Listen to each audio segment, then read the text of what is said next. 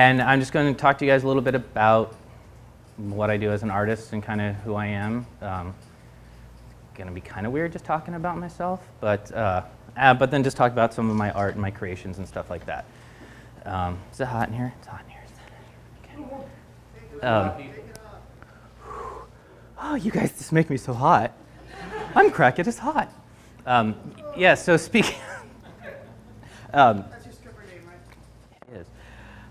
Yes, I can actually Crackatus. I do play the character Crackatus Potts in the group League of Steam. You guys familiar with League of Steam? Yeah? Yeah? Okay, cool. Excellent. You've seen the web series, right? Yes. And the rest of the league just got here a little while ago. So in fact, I think they're right down there doing stuff, yes. So definitely they'll be here for the next couple hours. Definitely check out the rest of the gang. Hopefully they're actually going to stop by in the next hour. So a little bit about just me as an artist and where I started. First of all, I get kind of emotional. Happens every time I talk about being an artist in the community. I don't know why, trigger something. See, there we go.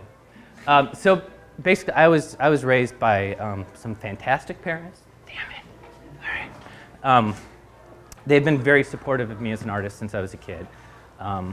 Okay, side note, this will get it off. My mom was showing me children's pictures of us as kids the other day. And there's a picture, I think I'm dressed as a devil. My brother was a hobo ghost. Okay. So like a sheet with a cigar and a little hat. I'm like, that's, and my mom's standing there kind of out of focus in kind of some funky, 70s dress. And then there's another picture of her turned to the sides, and she has a brass gear turn on key on her back. She was a little clockwork doll girl. I'm like, Mom, you're so steampunk. You didn't even know it. And that was in the 70s she was doing that, which was kind of cool. My parents have been artists, and my mom's been actress, drama teacher, tons of just theatrical stuff like that. My dad's been architect, sculptor, artist forever. So that's the world I grew up in. They've been always very supportive of that. Even when I said, yeah, I want to be an artist, I want to make stuff. They didn't go, no, be a lawyer. They said, all right, go ahead. So I worked my high school theater ever since I knew what theater was. I was making costumes with my dad when I was a kid for Halloween. And so my mom was the drama teacher at the high school that I transferred to, because oh wait, we're in San Diego. I grew up in San Diego, by the way. I grew up in Alpine. I might be all over the board. I'm going to try and keep linear, but I might jump around. So I grew up in Alpine. I went to school at St. Augustine's all-boys. Is it still there? Do you guys know St. Augustine? I went there for 2 years. Couldn't stand it anymore, and then went out to Mountain Empire out in Pine Valley. Transferred out there because that's where my mom was doing theater, and there was a much better theater program out there. So, and then my dad came in and helped with sets. So we just turned that nothing theater department into a fantastic little theater department, and that was really cool. Just building that community. That's the other thing I get emotional about, is the community, because that's one of the big things I think about the steampunk community and this art community. Anyway, so then I went to UCLA theater, School of Theater, and I studied set and costume design. The thing that really interested me when I was a kid, of course, I started with practical jokes, and then that sort of moved into like monsters and all that sort of stuff. So I was the typical wanted to make monsters as a kid. And doing a lot of set decoration stuff with my dad, I really loved changing an environment and just creating that environment.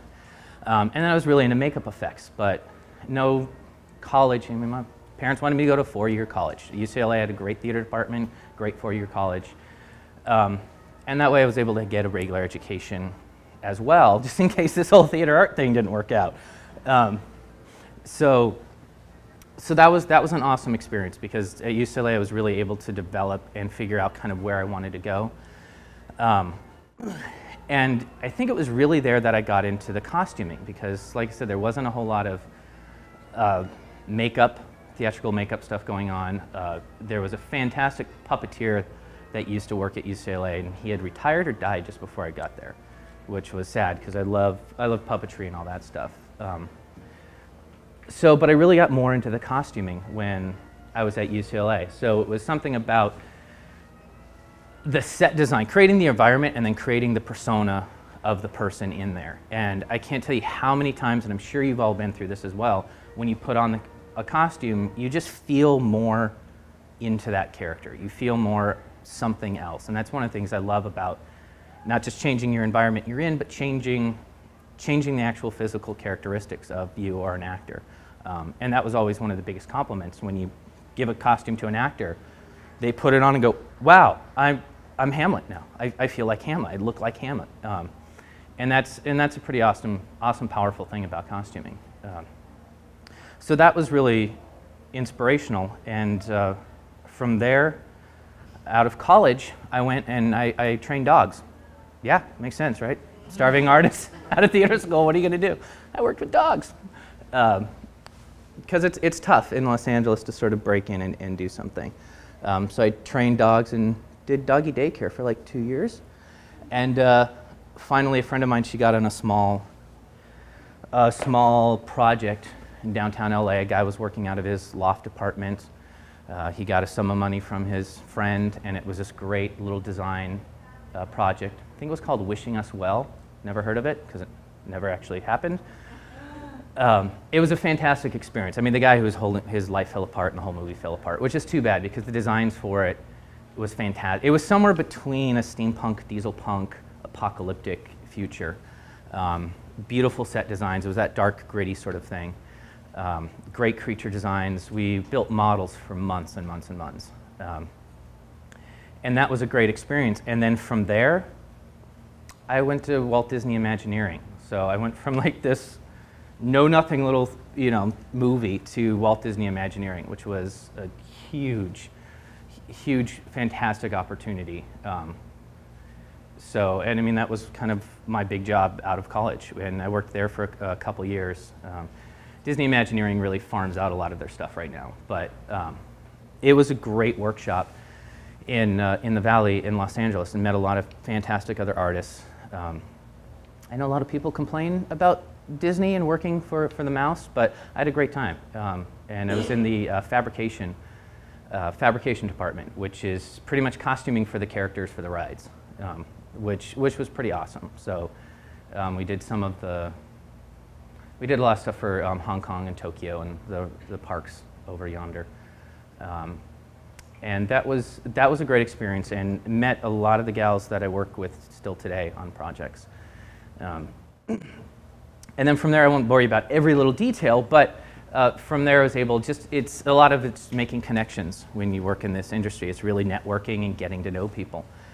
So I went on to Stan Winston Studios, which is probably the most popular shop besides Disney that I worked at. One of my least favorite shops to work at, honestly. I think it was just the pressure of being there. But then one of my favorite shops that I've worked at was Jim Henson's Creature Shop, which was probably one of my last major shop jobs before I really started getting into focusing more on this stuff. And Jim Henson's Creature Shop was phenomenal. I mean, that's one of those kids' dreams come true, it's making puppets and monsters. And so that was really cool, and some great people there.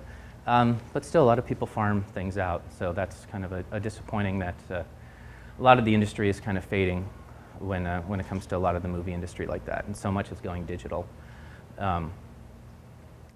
But it was probably around that time, I think just before. Actually, a lot of you have seen the Ghostbuster backpack, right? That actually I made part of that when I was at Henson's studio. Some of the guys there helped me out with it. There's some really talented guys. There's a guy that works there who's just a brilliant machinist, so he machines some custom parts for me. So that was several years ago, and I think before I even knew what steampunk was, I loved the style, I loved the aesthetic. And I was designing a game. You guys ever LARPed before? Turn the cameras off. Turn the cameras off. So there was some friends of mine from Europe. Are you guys familiar with the SEA? The site? Okay. So the live-action gaming community in the UK, in Germany, and a lot of Europe is huge. It's bigger than like SEA events out here. If you're familiar with Pinzik, that's out on the East Coast.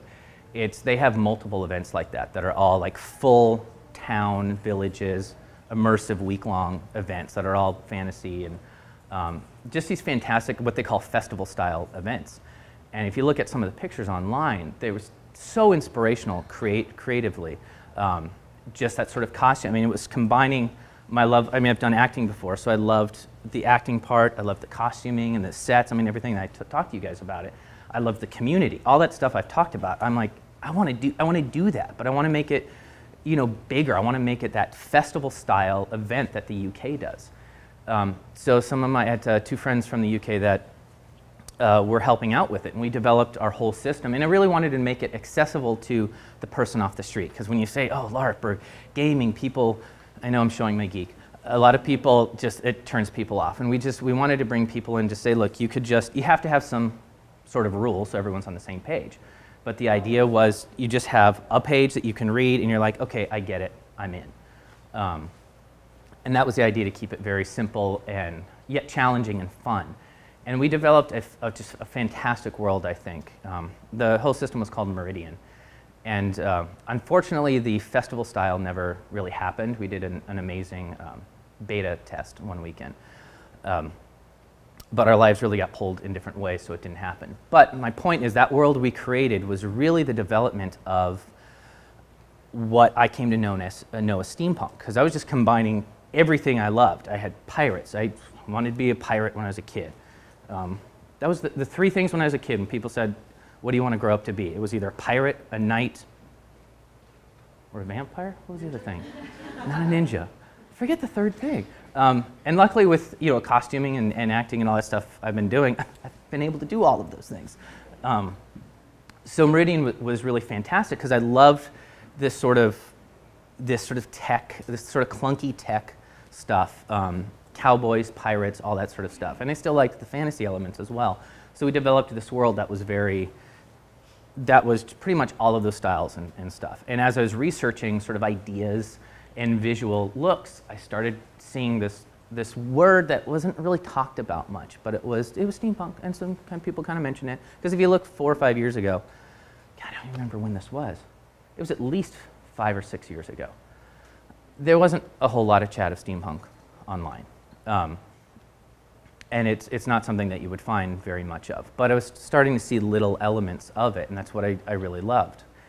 Sorry. So that's really where, and the more that I really got into that, I really started saying, yeah, that's what I'm really drawn to, that aesthetic, that style. And when I was working on this Meridian world, it really gave me a focus for all of my artistry, like I was saying. It was developing community and costuming and set and just doing all of this stuff I love to do. But I was really going hardcore on that aesthetic. I was pretty much the primary designer for the game. And so Meridian kind of didn't happen because our lives started getting stretched in different directions, and work and things like that. But I never lost sight of that. Never lost sight of the aesthetic. And I thought, I'm still going to do this. I still want to make stuff. And even at the time, I was still making stuff for Meridian, because I wanted to create that world. So I wanted people to be able to come into the world and see artifacts of that world to get ideas of what it was. So I was making steampunk stuff, and I didn't really know that. And it's kind of the cool thing about what I do, because I do what I love, and you guys might have heard me say this before, is I love that I don't really work, because I love what I do. It's great to get a check for doing it, because it's important to pay rent. But if I wasn't getting paid to do it, I'm still doing it in my garage. I'm still doing it in every aspect.